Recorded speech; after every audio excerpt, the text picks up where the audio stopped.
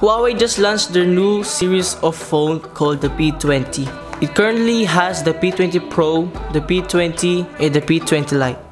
Hey guys, it's me John from Parable Tech, and today we're gonna do the review of the youngest, most budget-friendly one in the series called the P20 Lite. So let's begin. First, we're gonna start off with the back.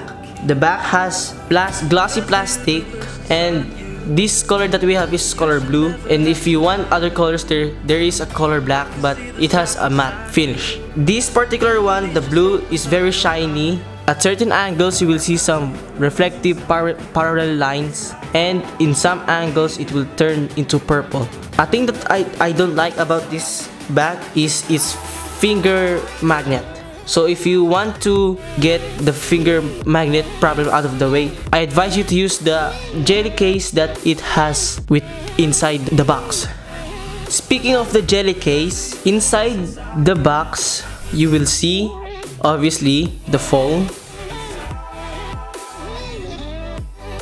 and the jelly case, a Huawei Quick Charge 9V and 2 amperes, and a USB Type-C connector, warranty card, the quick guide, and a SIM ejector tool.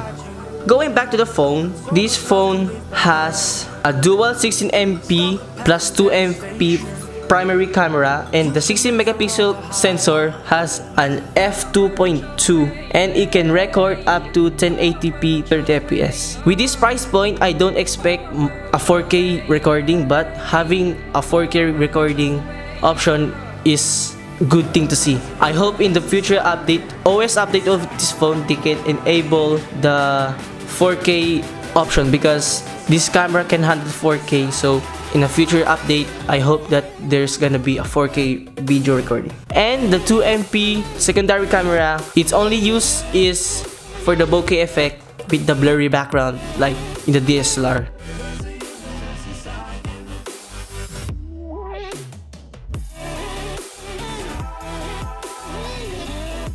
And the front camera is a 16MP f2.0 shooter.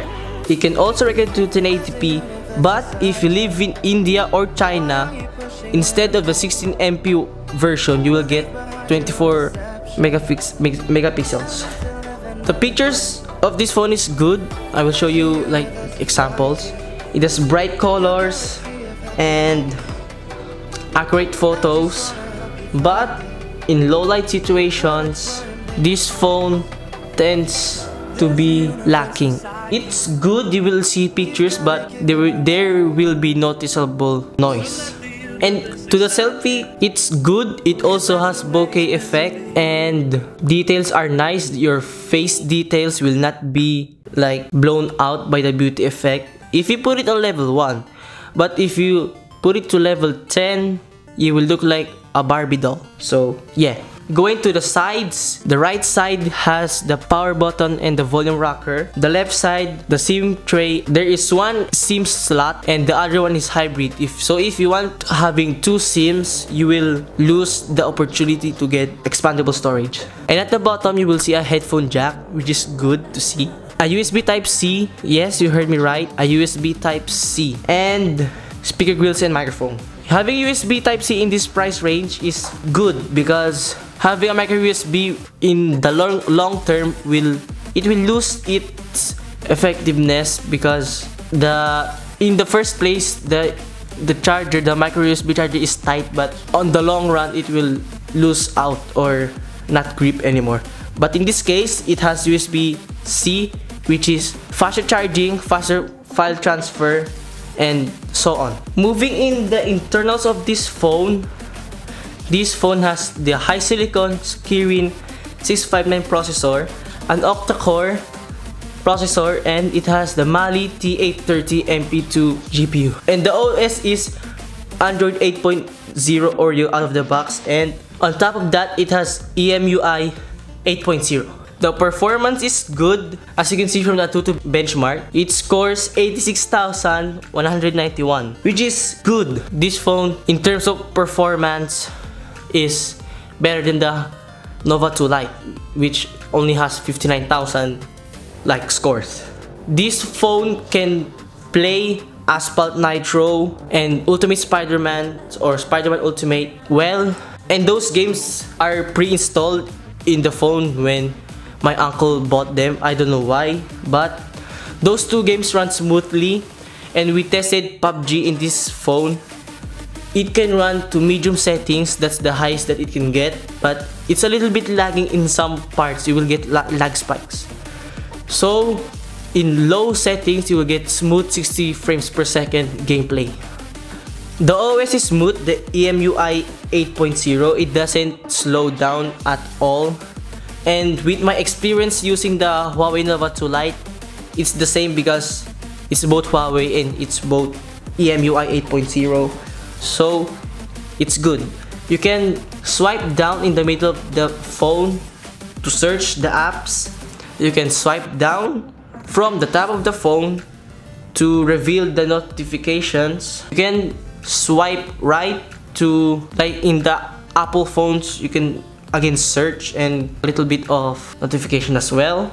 And so far so good. This UI is good. But if you don't like this OS, you can download your preferred OS in the Play Store. And the interesting thing in this OS that you can turn off the notch. If you don't like the notch, you will just get a cutout, like a black cutout on the notch, and it will display only notifications there. And this phone optimizes good in Asphalt Nitro, Spider-Man Ultimate, and PUBG Mobile. It doesn't extend to the notch, which is sometimes disturbing. It only cuts out before the notch. So optimization of games is good. The battery on this phone is 3000 mAh LiPo non-removable battery, and with the high silicon Kirin 659 CPU, this phone can last you a whole day because that processor isn't like power heavy. It has 4 performance cores and 4 of the extra cores are for power efficiency, so that's good. This phone can last you a whole day, and it only charges like only 45 minutes to 1 hour from 0% to 100. So the price of this phone comes at 15,990 pesos, which is cheap. I know it's 6,000 more than the Huawei Nova 2 Lite, but you will get more features than that phone. Yes, you will get the same face unlock and the fingerprint, which is fast for both the phones, but with a little bit higher price, this phone beats the Huawei Nova 2 Lite with almost every aspect. It has good camera, the front and back. It has good internals, good battery, good screen. Did I mention this screen has 80.5% screen to body ratio because of the notch, obviously. Conclusion: do I recommend this phone for you? Yes, because one of the biggest aspects of this phone at this price point is the USB Type-C. All the contestants in this price point or lower only has micro USB, and for that alone, this phone has a leverage compared to the other phones. And if you like the notch, get this phone as well. If you don't like the notch, get this phone because you can turn off the notch if you don't like it. The OS is good, speakers are nice, you can put headphone jack, which is still available in this phone, and this phone looks good. Did I mention that earlier? But this phone really looks good. It looks like it's good that they didn't like change the look of it, because at a long range or a long distance they will think you have like the P20, but you have a P20 Lite, but it's the same. And this phone is budget friendly as well.